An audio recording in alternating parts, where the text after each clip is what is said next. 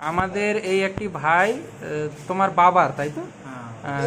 ওনার বেশ কিছুদিন থেকে একটি সমস্যায় ভুগছেন, তো তিনি আমাদের কাছে এসেছেন বেশ কিছু রিপোর্ট নিয়ে। বাইরের একটি ডাক্তারবাবু লিখে দিয়েছেন, তো আপনি শুনুন কিংবা আপনারা শুনুন যে ঘটনাটা কি ঘটেছিল।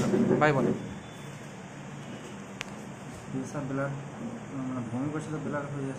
কদিন থেকে? মোটামুটি।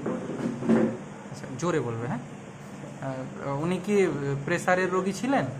হ্যাঁ, প্রেসার, হাই প্রেসার আছে। সুগার? সুগার নেই, প্রেসার। ওষুধ খেতেন ঠিকঠাক? হ্যাঁ ঠিকঠাক ওষুধ মানে খেতে খেতে ছেড়ে দিত। হ্যাঁ, মানে কি বলতো যে আমরা যে প্রেসারের ওষুধ আমরা জানি যে সাধারণত একটা নির্দিষ্ট সময় পরে প্রতিদিনই খেতে হয়, উনি কি বলতেন? মানে ওটা খেতে চাইছে না, বলে এটা আমার তো শরীর ঠিক আছে, তো আমার খেয়ে কী হবে, মানে আমার শরীর ঠিক আছে, আমি প্রেসারের ওষুধ কেন খাবো? তো বাস বুঝতে হবে। আচ্ছা, ঠিক আছে। এখন কি সমস্যা হয়েছে?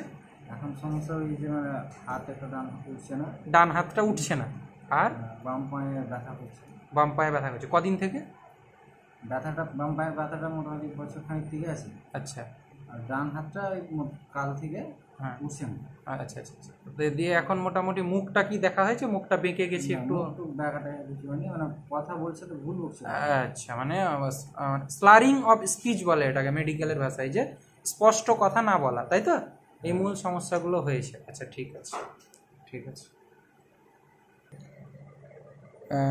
যে ব্যক্তির কথা ওনার মুখ থেকে শুনলেন, এটি হচ্ছে তার রিপোর্ট, এবং রিপোর্টে আমরা দেখতে পাচ্ছি infarction left parieto occipital lobes এবং encephalomalacic lesion in left occipital lobe, এরকম কিছু একটি লেখা আছে।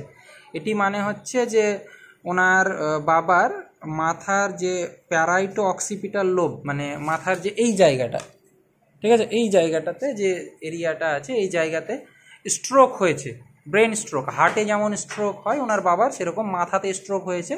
তার দরুন কিন্তু এই যে সমস্যাগুলো হচ্ছে, এটা আপনার গুরুতর একটা জায়গাতে পৌঁছে গিয়েছে এবং তার স্বাভাবিক জীবনযাপন ব্যাহত হচ্ছে।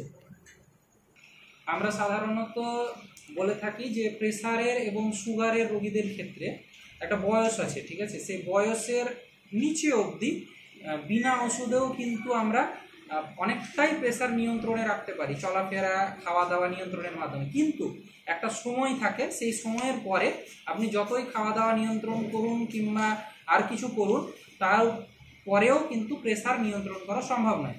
সেই ক্ষেত্রে যারা প্রেসারের ওষুধ রেগুলার খাবেন না, আমাদের মাথার ভিতরে অনেক ছোট ছোট রক্তনালী থাকে এবং নাকের এই দিকগুলোতে ছোট ছোট রক্তনালী থাকে। তো হঠাৎ করে যখন কারো প্রেসার বেড়ে যায়, সেই ক্ষেত্রে নাক দিয়ে হুট করে রক্ত বেরোনোর দরুন প্রেসারটা রিলিজ হয়ে যায় এবং অনেক ক্ষেত্রে ওই লোকটি স্ট্রোক থেকে বেঁচে যায়।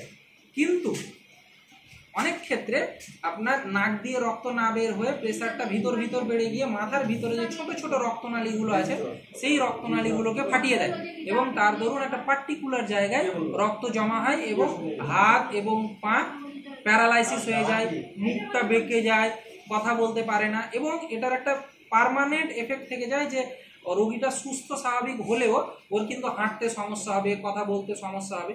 এবং আবার এটা যদি ঠিকঠাক রিহ্যাবিলিটেশন করা যায়, তাহলে কিন্তু রোগী সম্পূর্ণ সুস্থ হয়ে ওঠে।